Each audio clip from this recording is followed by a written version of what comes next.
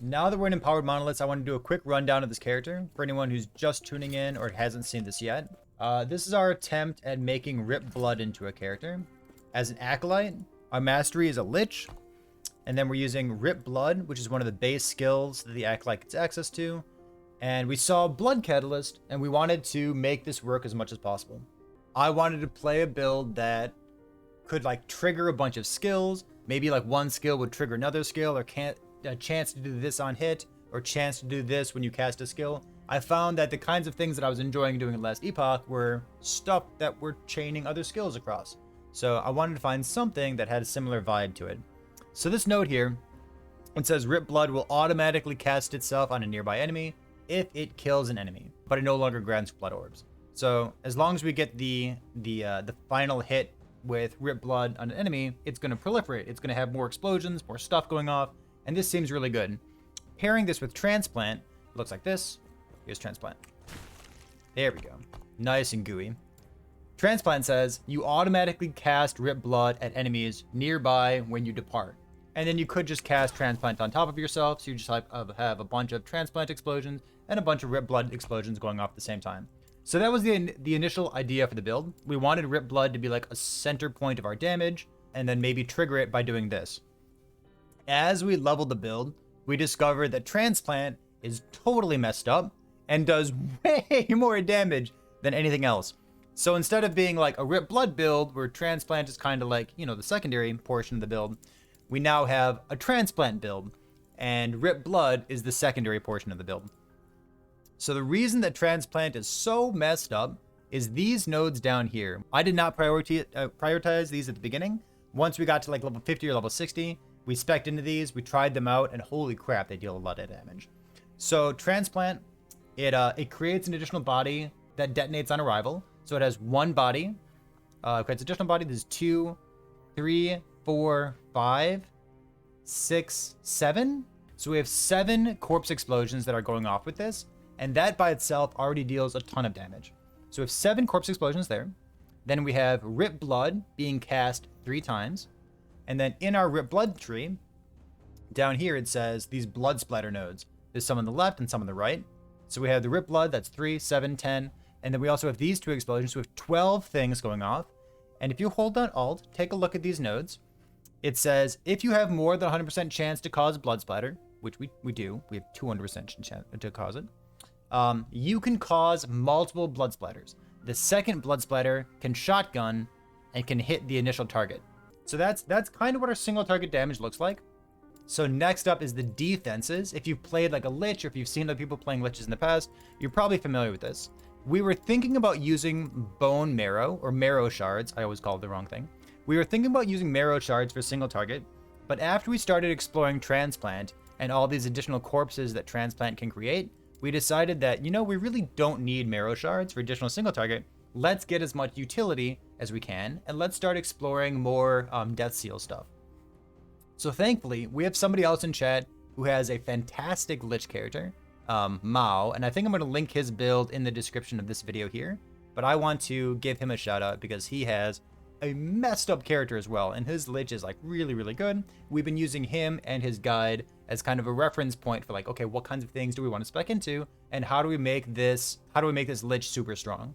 So the foundation of this is Reaper form, which if you haven't seen it, looks like this. It kind of gives us a second life bar. So if and when our 1600 health goes all the way to the bottom, then we're going to appear as a human form at full life. So it kind of doubles our life pool. The second portion on top of that is because we're always decaying life, we need to have something like Aura of Decay, and this is going to help us recover life, and this is healing effectiveness. So we're not scaling any kind of health regeneration, but we are trying to scale healing effectiveness with this. So that's the second portion of it. And the third portion of it is this Death Seal. So Death Seal locks our life at low life. It's going to lock us at 33% of our life, but we also gain some extra defense. We gain a ton of damage. And because of how low life and endurance work in this game, you can see the yellow text, which is right behind my my face here. So let's move that. The yellow text endurance, we have 50% endurance right now. And putting ourselves in Death Seal, putting ourselves at low life, puts us right next to our endurance threshold, which means that for the most part, we are always taking 50% less damage, which is like, is it reduced? It's reduced. 50% reduced damage, which is a great way of scaling our defenses. Death Seal has some other defenses built into it. It also has some fancy damage, and this damage has like a kill threshold on it as well. Actually, I think we spec'd out of the kill threshold. So Death Seal has some extra defenses and utility as well. It has this nice AoE damage around it. It has really high scaling damage. So we're happy enough to have that there. But the TLDR of this is like when we're in Reaper form and we have Aura of Decay on and we have Death Seal going and we're standing on top of enemies and we have high enough damage to be one-shotting most enemies, this build feels very, very tanky. So let me do a quick rundown of masteries, gear, and idols, I guess. And we'll just like run through that nice and quick. And the skills as well. But masteries first. Unfortunately, we don't have the third class. We don't have any warlock stuff. And there's nothing in the necromancer that really appeals to us. So it's really straightforward. We have everything in acolyte and we do everything in lich. We do not have nodes that say current health drained per second. These might be things that we explore in the future because we have tons of leech. We have Aura of Decay, which is giving us healing effectiveness. But we don't have these right now. So let me show you what we do have. We have a little bit of Forbidden Knowledge, 8 out of 8 for the Vitality nodes here, and just a little bit of Mania of Mortality and some resistances. Whenever something says like resistances or double resistance like this, or maybe just like Vitality, those tend to be nodes that I gravitate toward every single time. For this, in the Lich tree, we have everything that says Leech, first of all. So we have Spell Damage Leeched down here with Survival of the Cruel. And then all the way at the top, we have Soul Maw, which is 5% leech, and then also increased health leech, which is like how fast you're actually leeching that life back. In addition, we've got some mana regeneration. It feels fine. You could do without this, but it's good enough. Vitality again. Physical penetration, because all of our damage is physical damage. Or rather, the majority of our damage is physical damage. We'd like to be crit someday, so we're speccing into this. We have enough crit chance right now, but it's not quite there. But this is still quite good. This is 3% cast speed per point, which is kind of mediocre, but it's got crit chance as well. And then the crit multi to top that off. Elixir of Death is a nice defensive node. If we're standing in the middle of a bunch of enemies, we can always pop one potion. And not only are we going to get some life back, because it's a potion, but we also get 50% less physical damage taken and 50% less necrotic damage taken. This is huge. Physical damage covers so many things. Even if any enemy is like, basic attacking you, it's going to be physical damage. It's a great additional layer of defense to have. The last couple points will be like cast speed, movement speed, Wands of the Fallen for just like 50% increased spell damage. And then at the very bottom, now that we convinced ourselves that Death Seal is good and we want to use Death Seal, we have Dance with Death. So this is 30% increased damage, but I guess we're going to spec 2 more nodes into this. So it's going to be, 40% increased damage? And then tripled at low life. So when we click on Death Seal, not only do we get all the benefits in that, but we're also making this node 3 times as effective as it normally is. Let's go through the skills, and then we'll do gear after that. So we said Rip Blood and Transplant for like the basis for our offenses. So let's talk about those first. We have just enough points to get both Blood Splatters going on, and then we spec'd all the way over here to Blood Catalyst, getting Arcane Absorption along the way. All 4 points in Arcane Absorption are great because it's a 20% increased spell damage, but it stacks. So every time that I'm casting this, and every time that I'm having it cast automatically because I use Transplant as well, each one of those is giving me 20% increased damage over the next 4 seconds. So this is like 4 out of 4, totally excellent. We've come all the way over here to Blood Catalyst. This is like our idea for the build. That's why we're playing it. And then we also have some increased cast speed and some increased cast speed just to round things out. These 4 points could go down here for Blood Splatter AoE, but I feel like my AoE is big enough already, so I'm happy just to have these extra 4 points up here. Next up is Transplant. We've got 2 portions of the build. Kind of maybe, let's say this. Let's say we have 3 portions of the build. First up is the corpses down here. So Rain of Blood, Depravity, and Black Mirror give us all 7 corpses that were like detonating, having all the explosions going off. We have Dance of Blood. So we need to come all the way to the right. This is our Rip Blood. We've got 3 out of 3 points here just to make like extra explosions going off, kind of tying the whole room together. We have some extra points into Violent Emergence. We could put 2 more points in here, and I might spec those over at some point, but there's no other points that I personally don't want yet because I'm trying to include some defenses as well. Violent Emergence is apparently the highest kill threshold in the game because it goes all the way up to 20% kill threshold. But I've spec 2 points here. I'm fine enough with it. But I see most of the time the other builds that I've looked at who use this kind of setup tend to put 4 points in there. But we're in hardcore, so we've spec'd into these points up here. This is bone armor. So we got 3 out of 3 points in bone armor, and then some extra duration. This is 1, 2, 3, 4, 5, 6, 7. So it's 7 seconds of some extra tankiness, and then with a 3-second downtime. So 7 seconds up, 3 seconds down. It's pretty good overall. So those are the 2 offensive things. In Orb Decay, we have one thing that's very important for us. I guess, so there's 2 pieces here that are very important for us, and the rest of it's just kind of fluff, and I don't know where else to put the points. So for Orb Decay, because all of our damage is fizz damage, and because we don't want to poison ourselves, we've come to the top right. In the top right is Depravity. I'm going to move my face again. Sorry, Decrepify, my mistake. Decrepify turns the poison component of Orb Decay, where it poisons enemies and also poisons yourself. It turns that instead into Armor Shred, which means that as we have Orb Decay turned on, we actually have negative armor. I worried about this at the beginning, but this character feels incredibly tanky. So I'm going to just try to not worry about this, even though in the back of my brain, honestly, I still kind of am. But so we shred our own armor, and we shred the armor of those things around us. And then this is the first important part of the build. And the second important part of Orb Decay is this. This is absence of life. So we have all 4 points in here. This is percent of missing health healed. And this scales based on healing effect. So we don't care about like health regeneration. That's not an important stat for us. But if we could get healing effectiveness, this would help us stay in Reaper form even longer. So those are the 2 most important parts, Decrepify and the healing effect here. Everything else is kind of fluff. We've just been like kind of filling in some nodes.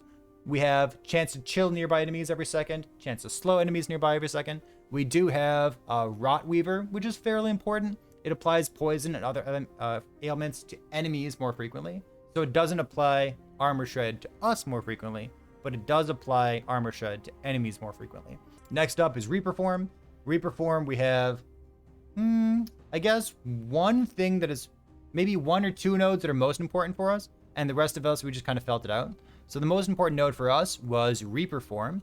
This is your health decays more slowly, and you deal increased damage over time. Damage over time doesn't help us, but it does mean that we can stay as Reaper for a much longer period of time. And this means that, you know, while we're doing an Echo, we're basically always going to be in Reaper form, not in human form. So this is important node number 1. Important node number 2 for us is a Swift Harbinger. I think this feels incredible. Holy moly. So when you're in Reaper form, you also get access to this little dashy skill that looks like this. And when you hit enemies with dashy skill, which is called, what's it called? It's called Reap. When you hit enemies with Reap, you also gain back a chunk of life. And it also lets you move through enemies. And it's also a second movement skill. And it also makes this build incredibly smooth to play. So speccing into these 2 points for a better playstyle, for survivability, for moving past crowds of enemies, for having extra life, it's a really good use of 2 points. Aside from these 2 points, which I feel strongly about, the rest of the stuff that we specced into has been some extra damage and crit, and then we've come up here just to get tons of cast speed as well. We thought about coming all the way down to the bottom right for Reaper's Ascendance, but I don't know. If I had extra points like 21, 22, 23, I would try to come down for Reaper's Ascendance, but as it is, these 2 nodes here, we love. These 4 points here, they do enough, but this is what we've been spending our time on. Last up is Death Seal. I think we've done some pretty good stuff here. We thought about coming down and converting Death Seal into physical damage, but let me show you what we do like first and why we're not coming down to convert to physical damage. So Death Seal is this ability, right? It locks us at low life.